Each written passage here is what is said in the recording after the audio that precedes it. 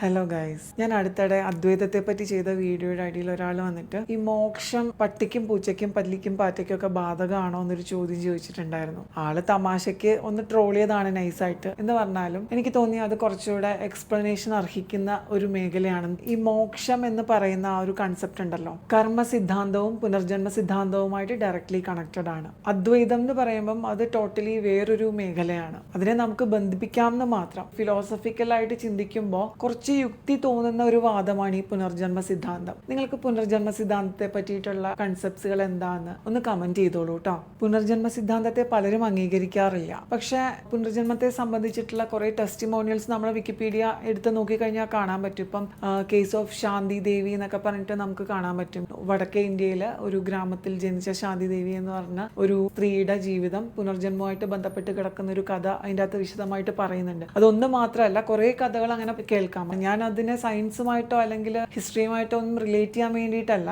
ഞാൻ തത്വശാസ്ത്രപരമായിട്ട് മാത്രമാണ് സംസാരിക്കുന്നത്. തത്വശാസ്ത്രവും പുനർജന്മ സിദ്ധാന്തവും എന്നുള്ള രീതിയിൽ, അല്ലെങ്കിൽ കർമ്മ സിദ്ധാന്തവും പുനർജന്മ സിദ്ധാന്തവും തമ്മിലുള്ളൊരു ബന്ധം എന്നുള്ള രീതിയിലാണ് ഞാൻ പറയുന്നത്. മനുഷ്യജന്മം എന്നുള്ളതിന് മാത്രമല്ല മോക്ഷം ബന്ധപ്പെട്ട് കിടക്കുന്നത്. അങ്ങനെയുള്ള ഓരോ ജീവജാലങ്ങളും നമ്മുടെ ജീവൻ പോലെ തന്നെയാണ്. അതിങ്ങനെ പല cycles of birth, death and rebirth എന്നുള്ള ഒരു ഇതിൽ ഫോളോ ചെയ്ത് വന്നിട്ടാണ് മനുഷ്യജന്മത്തിലേക്ക് എത്തുക. അതിന്റെ ഒരു ഗതി എന്താണെന്നുള്ളത് നമുക്ക് അറിയില്ല. ഓരോ ആത്മാവിനെയും സംബന്ധിച്ച് അവരുടെ ഗതികൾ ഡിഫറെന്റ് ആയിരിക്കും, ജന്മലക്ഷ്യങ്ങൾ ഡിഫറെന്റ് ആയിരിക്കും. അത് നമ്മൾ തന്നെ അവരവർ തന്നെ കണ്ടെത്തേണ്ടതാണ്. അതല്ലാതെ ഒരു പുസ്തകത്തെ പിൻപറ്റിയിട്ടോ മറ്റൊരാളെ പിൻപറ്റിയിട്ടോ കണ്ടെത്തേണ്ടതല്ല. അവനവന്റെ ജന്മലക്ഷ്യങ്ങൾ, അവനവന്റെ വ്യക്തിത്വം, ഇതെല്ലാം ഡിഫറെന്റ് ആണ്. അതാണ് പൊതുവിൽ ഈ പറയണ പോലെയുള്ള മോക്ഷത്തിന്റെയും ജന്മസിദ്ധാന്തത്തിന്റെയും കർമ്മസിദ്ധാന്തത്തിന്റെയും ഒക്കെ ആഴത്തിലുള്ള അർത്ഥതലങ്ങൾ. നമ്മളെല്ലാവരും സഞ്ചാരികളാണ് എന്നുള്ളതാണ് എൻ്റെ ഒരു concept. C, there is no connection with religion for what I am talking right now. ഞാൻ ഇപ്പോൾ സംസാരിക്കുന്ന കാര്യങ്ങൾക്കൊന്നും റിലീജിയനായിട്ടോ വിശ്വാസങ്ങളായിട്ടോ ഒന്നും യാതൊരു ബന്ധവും ഇല്ല.